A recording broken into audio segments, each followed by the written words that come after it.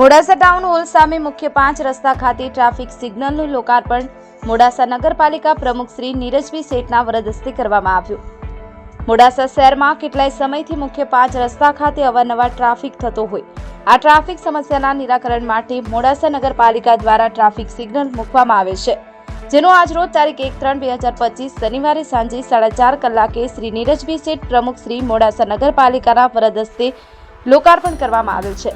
જે લોકાર્પણ કાર્યક્રમમાં શ્રી સંજયભાઈ કેસવાલા, મુખ્ય અધિકારી શ્રી ભદ્રેશભાઈ પટેલ, ઉપપ્રમુખ શ્રી રોહિતભાઈ પટેલ, કારોબારી ચેરમેન શ્રી અતુલભાઈ જોશી, આશિષભાઈ ચૌધરી, પ્રિયંકભાઈ પટેલ, રાકેશભાઈ મહેતા, હરેશભાઈ પોઈ, મોહનભાઈ સલાટ તથા કાઉન્સિલર શ્રીઓ તેમજ મોડાસા શહેર ભાજપા પ્રમુખ વિપુલભાઈ કડિયા, તારકભાઈ પટેલ તથા સંગઠનના હોદ્દેદાર શ્રીઓ, નગરજનો હાજર રહે।